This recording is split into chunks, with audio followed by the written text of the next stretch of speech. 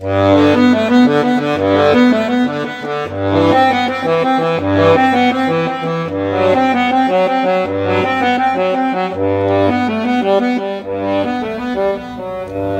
da Ruña, dedicado aos fillos e fillas da Ruña, un lugar que non só é un lugar, senón tamén un sentimento.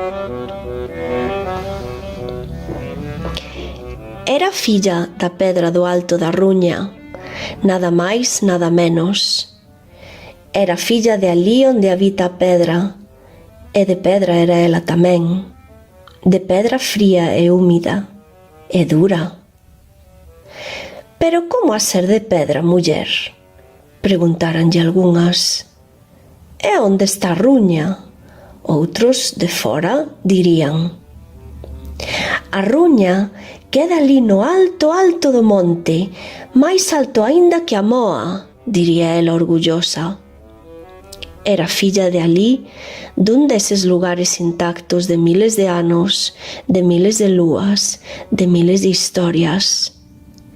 Era a súa unha historia que ben merecía ser contada.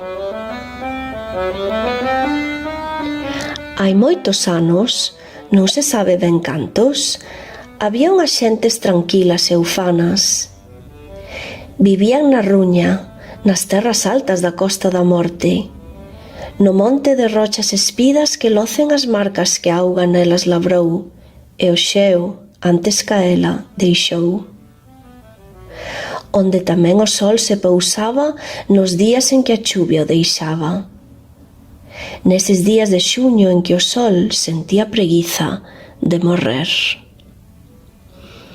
Eses días de antano en que o xeo deixara na pedra fantasmas, formas fortes e a un tempo indefensas como esquifes no medio do mar. O xeo marchara había tempo e a pedra non se decatara. Seguía lembrando os días en que foran amantes e ela estivera vestida del e el dela. Amado, lembras aquel frío amable que nos xuntara? Dicía ela. Pero el xa marchara. O amado era xordo, pensaba. Xordo ou ben mudo mudara. No niño das mans da rocha nacera esa nena.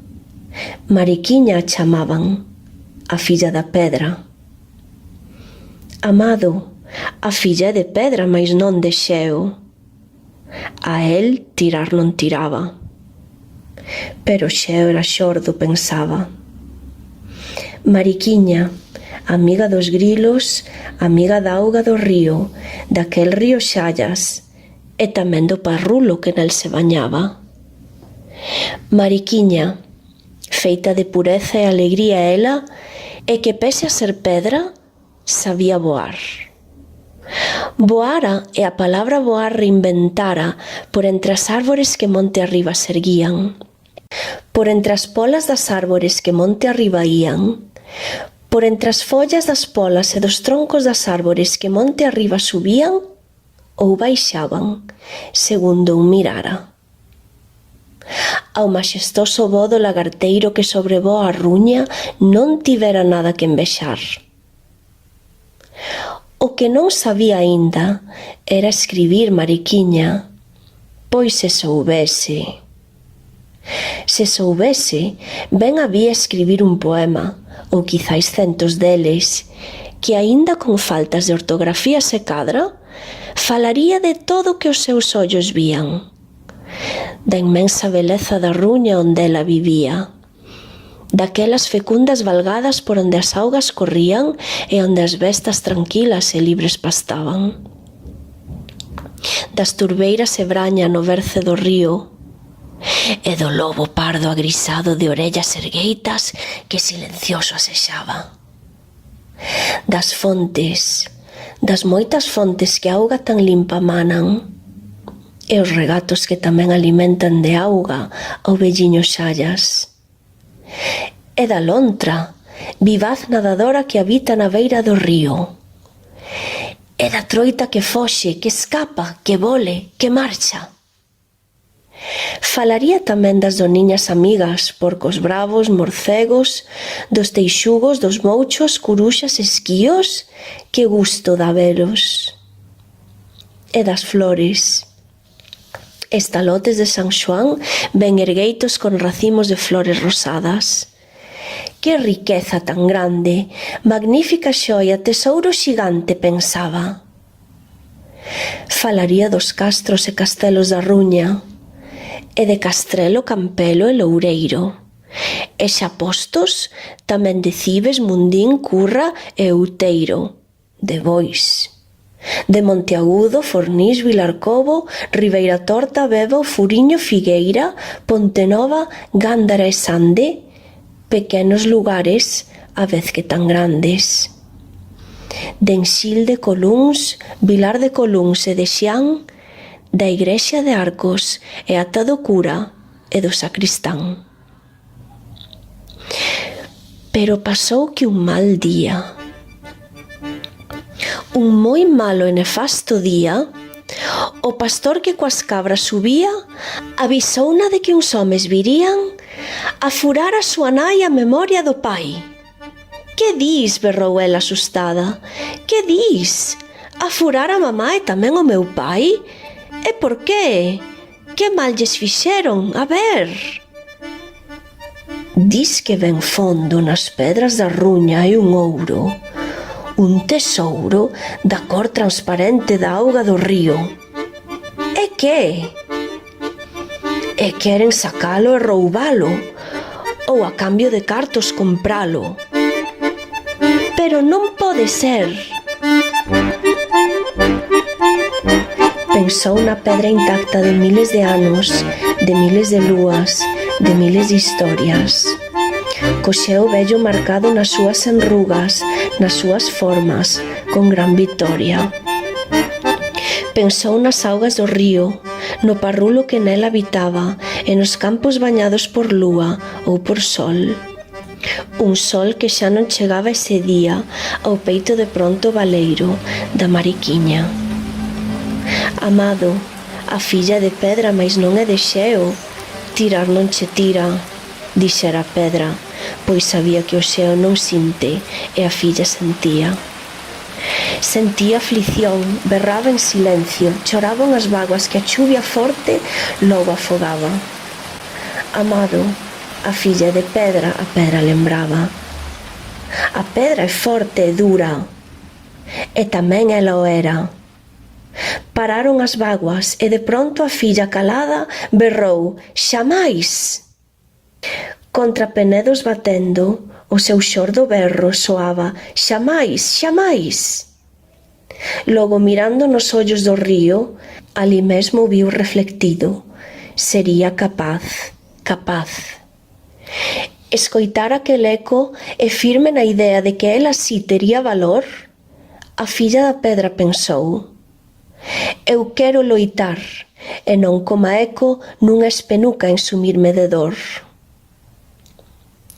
Baixou as primeiras casas e ao contar os seus medos dixeron que sí, mais algún dixo que os cartos moi ben lles viñan e total vivir hai que vivir. «Ai, Mariquiña, que tanta razón tes, pero non todos pensan igual, xa ti o ves. Non todos sinten igual, non todos aman igual, non todo o mundo ve ben o que é ben e o que é o mal». Amado, a filla de pedra, a pedra dixera. Era dura e non se rendía. Vendo que a uns cantos os cartos gustaban máis que a un meniño unha lambonada, e vendo que outros moi poucos, por sorte, berzas ou moscas papaban, xuntounos a todos no eirado máis amplo que había e con voz alta e ben clara díxolles estas palabras: «Se non loitades agora e nos rouban a alma e un día chegades anciáns, cando esteades tollidos e vellos, que non daríades por volver atrás e loitar?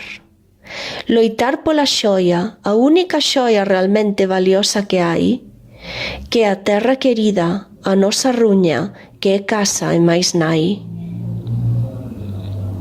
Mudos ficaron, algúns mesmo choraron. Hai que ver que ben fala a rapaza. Canta razón levaba, daba gusto escoitala. Ao cabo duns días chegaron de fora os homes aqueles todos cheos de razón, altos e fortes algúns, outros a verdade é que non. Aquí non veñades, berraron as xentes da ruña, nin se vos socorra. E logo sacaron machados, fouciños, sachos, enciños, coitelos e ata unha tixola. Roñaron tan alto, que sei que os oíron en onde se adora. Despois avanzaron un paso con cara de besta, de fera, de lobo da ruña, e aqueles homes de fora, asustados, tan grande medo colleron que a ruña xa nunca volveron. Mariquiña era filla de aquí, dun destes lugares intactos de miles de anos, de miles de lúas, de miles de historias. E así foi a súa historia, un conto deste fermoso lugar que de tanto se doce e amable fogar. A ruña, onde habita a pedra e de pedra son as xentes tamén, igual ca o raposo e o lobo que asexan, o parrulo do río e as bestas que pacen tan ben. De pedra húmida son, e dura, e na que algún sabio, moi sabio, un día gravou: a ruña é un tesouro, por ela imos loitar, ata que o último de nós, tras o seu último esforzo, o seu último berro, último alento, non poda máis. Entón, e só entón, nola poderán arrebatar.